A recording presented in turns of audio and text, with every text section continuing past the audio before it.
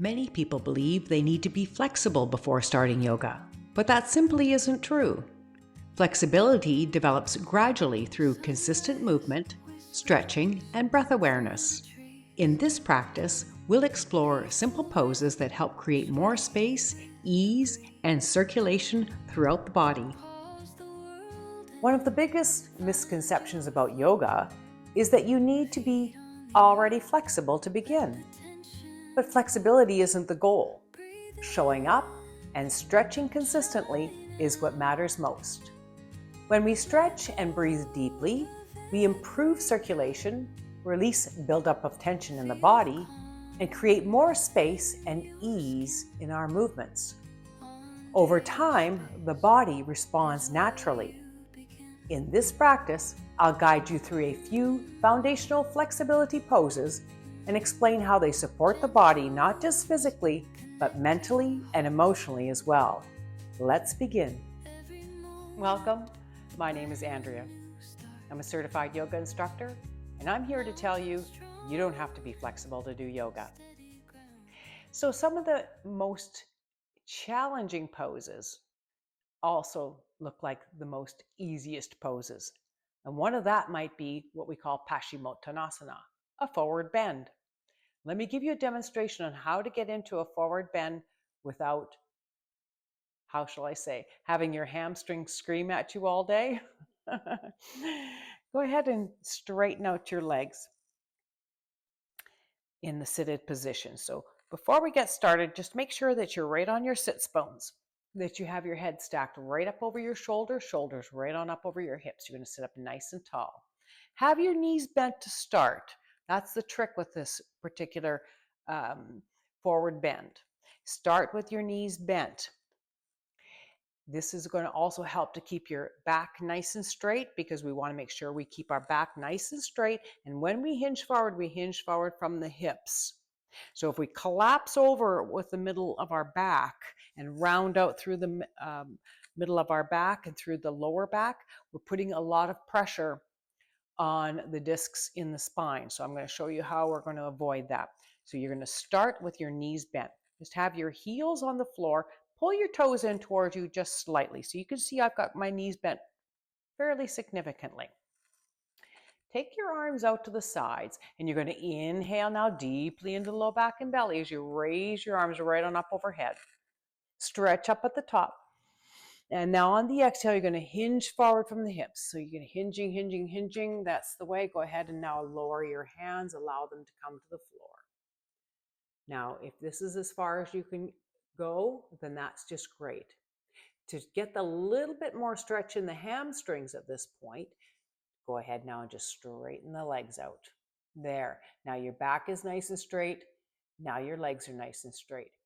If you can, and it's available to you, you can go ahead and start to lower down even further, nice and slowly. So once again, now this is where we have in the back nice and straight. I'm hinging forward from my hips, and I'm walking the hands forward.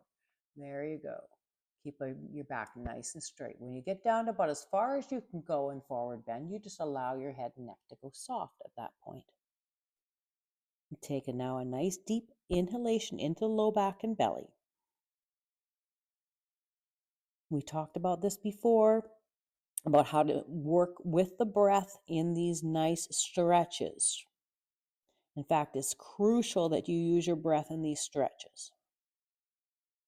Inhaling nice and slowly and deeply, even count it up to 5 or 6 on your inhale.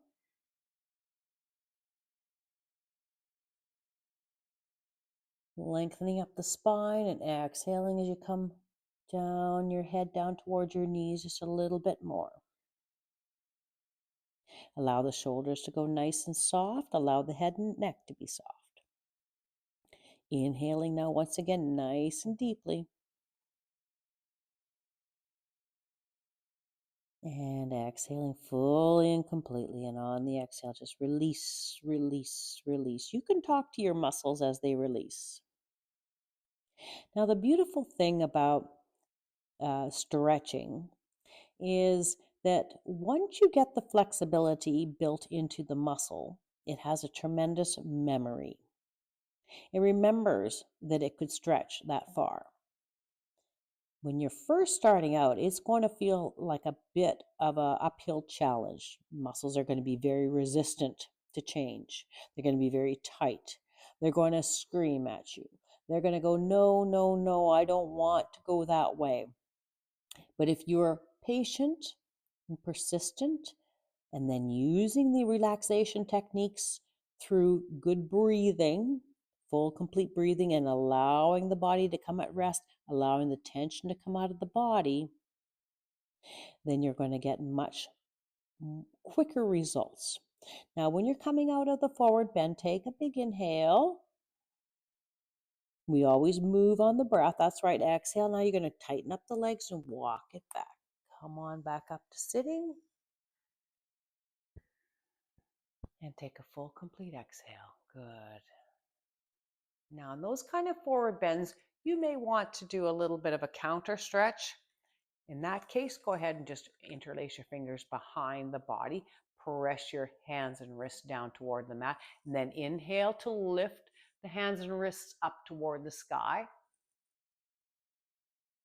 And that just opens up the chest and gives you a slight back bend to counter stretch the forward fold. Exhaling now to release the hands, bring them down by your sides, and sit nice and tall.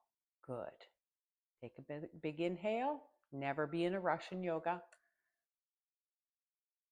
And a full, complete exhale as you rest it out here in what's called Dandasana or staff pose. And I'll go through what's the importance of staff pose in another video. This is another one of those poses in yoga where it looks like nothing's really happening, but there's a world of change that's going on. Taking up the big inhale and a full, complete exhale.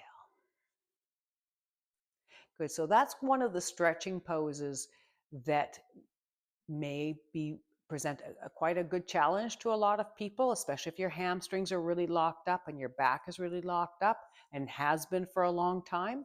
You might only get to this far and you go, hey, that's good. I can't get any further. You know what? You just stretched. So as I say, it doesn't matter in yoga how flexible you are. The fact that you just stretched a little bit more than you stretched when you got there, that's yoga. That's it. Let me show you one other pose that's extremely beneficial for the hamstrings and the legs and the back. It's called downward dog. And this is a little bit easier to get into